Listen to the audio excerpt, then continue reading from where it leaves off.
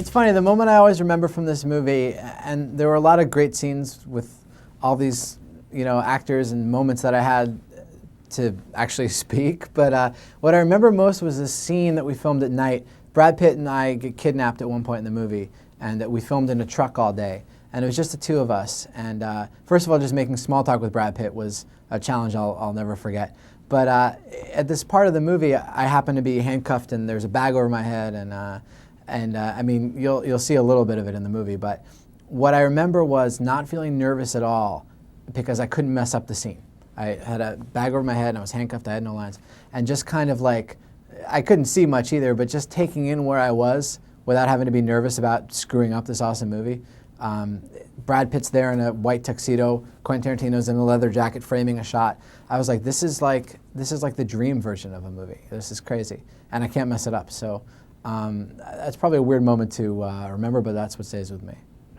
I don't think we had any one-on-one moments especially. It was often a group thing where we'd all go out, like 5 or 6 or 10 of us, to a bar after shooting. And I'm kind of a quiet guy, and he's a very sort of performative vocal guy. So I would kind of try to sit like 2 away from him because I was too shy to ask him questions.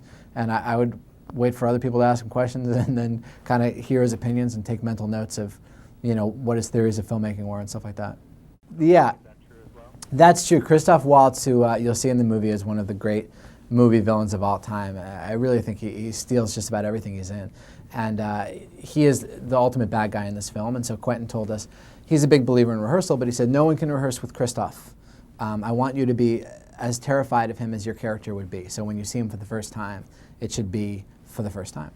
And the transportation department, I guess, didn't get that memo, that directive, because we were carpooled together every day in this van going from our hotel in Berlin half an hour down this highway to the studio, just the two of us in this van.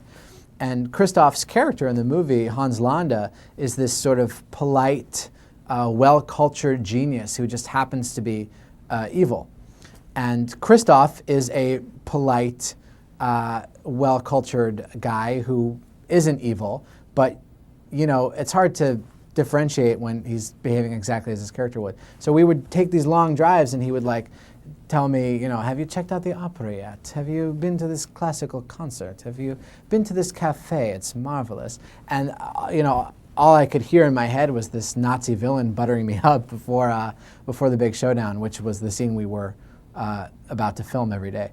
So I don't know. To me, the movie was just full of crazy, blurred lines like that. It was really something else. That was awesome. That was the kind of contrast that you should always seize if you get the chance. The Office, what is great about it to me is that it is a small show. It's a very comfortable, little, honest show where you sit under the same fluorescent lights every day, and you see the same people, and you wear your suit, and you come to think of it as real life.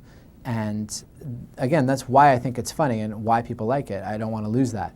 But this was the opposite. Inglorious Basterds is about fantasy and just the larger-than-life canvas that is the movies. That's what comes out on screen, and that's what it was like filming next to Brad Pitt and next to Quentin Tarantino. And so I guess for me to get a taste of that sort of larger-than-life Hollywood feeling was, it was exciting. It was like a vacation.